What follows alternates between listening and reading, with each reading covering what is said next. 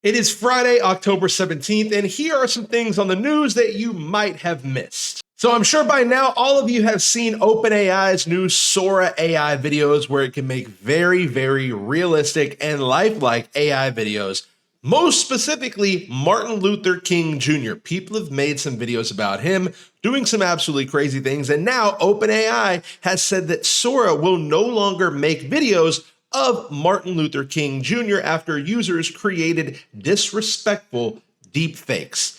And you see these right here. I'm not going to play them out loud, but they had MLK Jr. being arrested. They had him at the grocery store saying different things. I mean, there has been so many videos made of him that his own family members have had to come out and request that he not be made in AI videos any longer. And that has a lot of people upset because they're saying that this should be free speech and freely allowed if you're going to allow other celebrities and other people to be used in these Sora AI videos. Why can they only specifically exclude Martin Luther King Jr.? Now, happening tomorrow is the No Kings #2 protest happening all across the country, and it is said to be the largest protest in American history.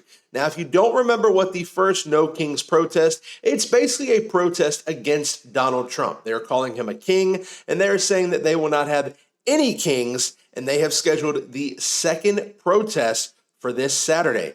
As Donald Trump arrived at his military parade back in June, that was when they decided to have that first No Kings protest. I believe it was also on Donald Trump's birthday. And that was more than 2,500 different protests. They had an entire map. You could go to your local city and find it. They were in very small cities and large cities all across America, and about 450 more than were planned in June. So they had only planned for about 2,000, ended up having 2,500 across all 50 states. And now the second round of these protests is scheduled for this Saturday, and which aim to broadly reject what organizers describe as Trump's authoritarian agenda. When the first round of the protest took place, Trump had just barreled through his first 5 months with hundreds of executive orders. Yep. And now, over the summer, the administration has only doubled down, protesters say. ICE agents under pressure. ICE agents also being threatened right now. And right now, this protest is going to be absolutely crazy. Right here, we'll have to get the National Guard out. Hopefully, it will be peaceful. I doubt it. And here is a map of where all of these protests are happening. As you can see, every single state, even Alaska, Hawaii. Look at the ones up here in the Northeast. They get a little less as you get further west, like Nevada. Looks like they only have about six, seven throughout the entire state of Nevada. But look up here in the Northeast, absolutely jam-packed, especially in places like New York City, Washington, D.C., Maryland, Chicago, LA. It's going to be crazy. If you do go out to one of these protests on Saturday, be careful. Back in my home state of North Carolina, there is a man called Cedric Dean who allegedly is supposed to help homeless people and be an activist for them. However, just last night, he was arrested by the FBI for running a $14.5 million healthcare fraud scheme by taking advantage of homeless people and submitting false claims to Medicaid for them. A court record obtained yesterday says that Cedric Dean obtained millions of dollars in fraud proceeds through healthcare schemes. Federal agents raided his home in Charlotte on Thursday, and now news helicopters were out there. Hundreds and hundreds of people were gathered around.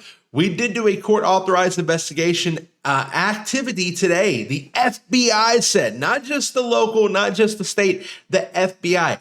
8 witnesses described the scheme in which Dean and his recruiters found people on the street, homeless people, got their Medicaid information, then submitted claims for service that they never received. According to the forfeiture complaint, that filing, which is civil and not criminal, allows prosecutors to seize assets and investigate them. It said the record include other allegations of Dean paying people in return for their Medicaid beneficiary information with food or housing.